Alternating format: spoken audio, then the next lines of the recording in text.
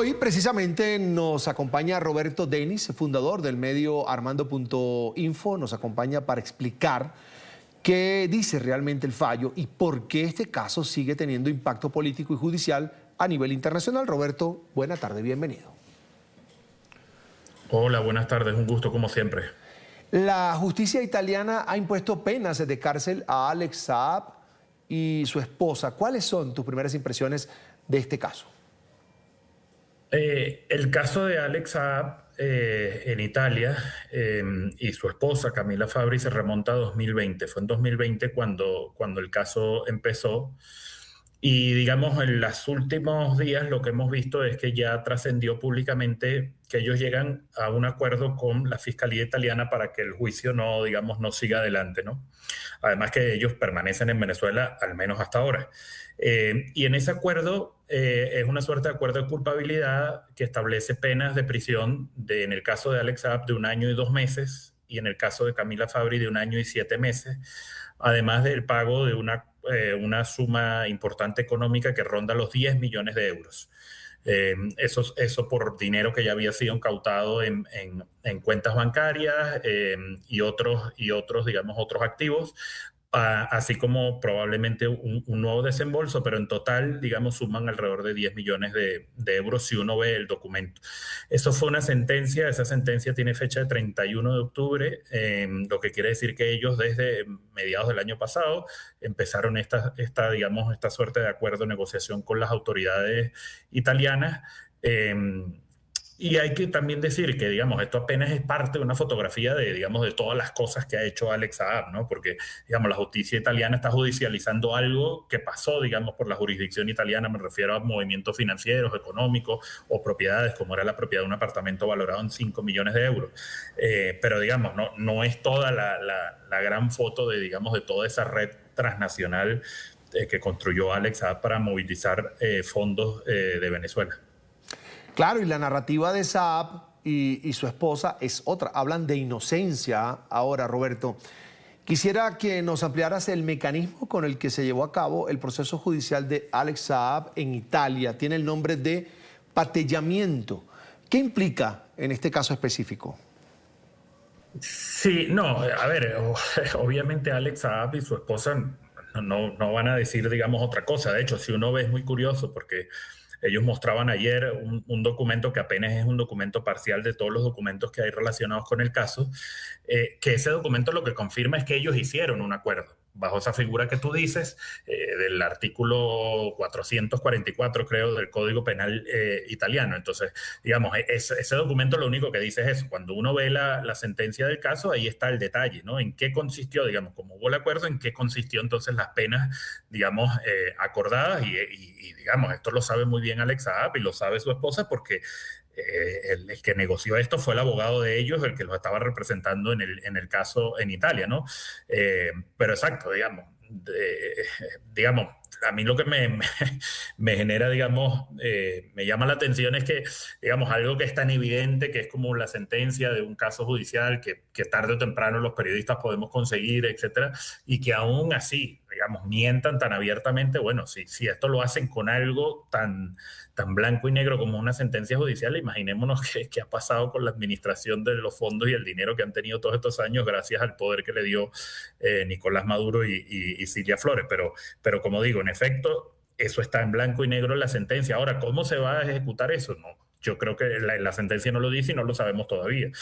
Yo no sé si ellos tienen previsto irse a Italia, viajar a Italia, ahora que ya no es ministro y que le han quitado el poder que tenía gracias a Nicolás Maduro. No, yo no lo sé.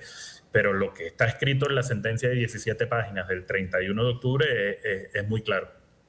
Claro, y no deja de ser indignante las altas sumas que manejaba este testaferro de Maduro, porque mientras se enriquecían ellos, él, su esposa, los bolsillos, pues Venezuela atraviesa una pobreza y una crisis sin precedentes. En tiempo y espacio, esta investigación, Roberto, ¿a cuándo se remonta?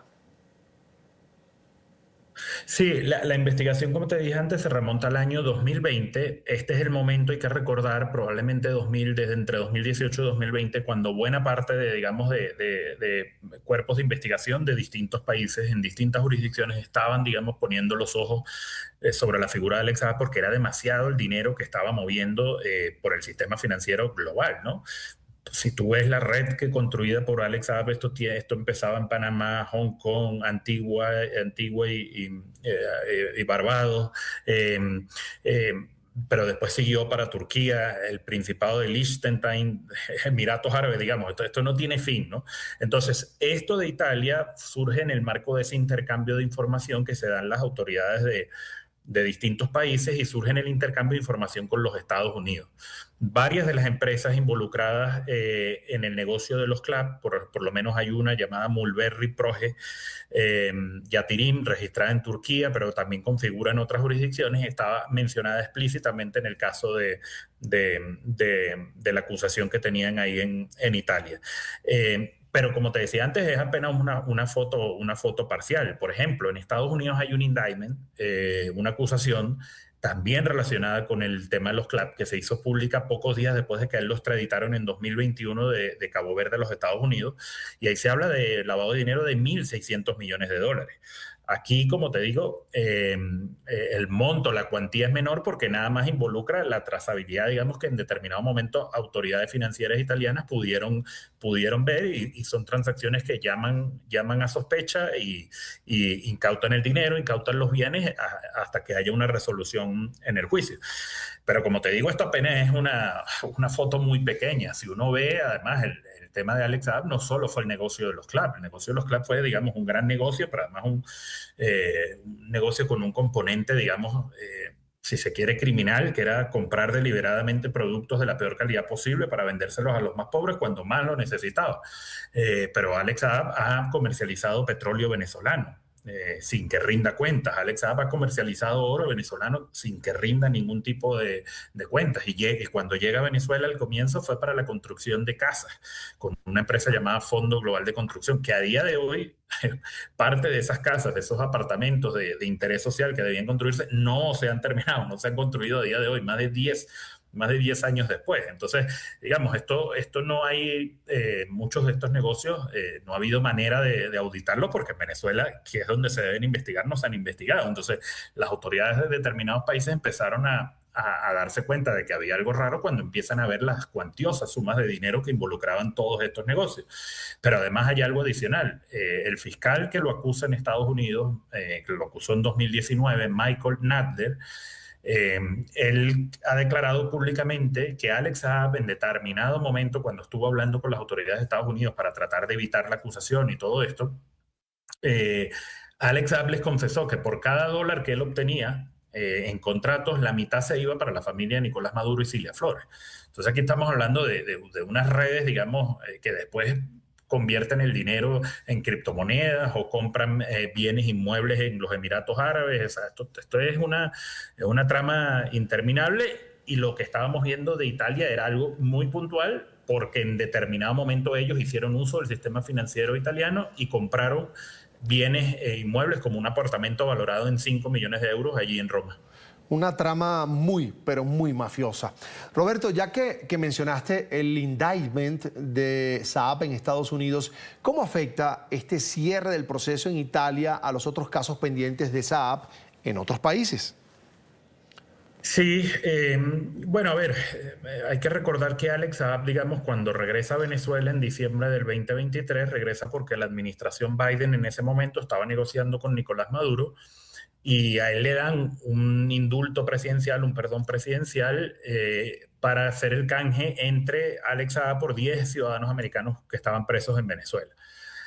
Si uno lee detenidamente ese documento, ahí básicamente lo que dicen es que a él no lo pueden enjuiciar por los mismos cargos. Pero la información que yo tengo, y así lo han manifestado incluso exfuncionarios de la primera administración de Donald Trump, que lo investigaron a él como Marshall Billingsley, que tenía un cargo muy alto en el Departamento del Tesoro en ese momento, perfectamente dicen que por muchas otras causas que ya le han investigado y para las cuales las autoridades americanas tienen sobrada evidencia, le podrían abrir una nueva acusación. Y yo creo que tomando en cuenta que ahora Nicolás Maduro está en Estados Unidos y está Cilia Flores, están allá para enfrentar un juicio, es muy probable que autoridades americanas quieran que Alex Saab también vaya para allá, porque para entender buena parte de la trazabilidad del dinero, de dónde fueron cientos de millones de dólares de fondos venezolanos, eh, pasó por las manos de Alex Saab.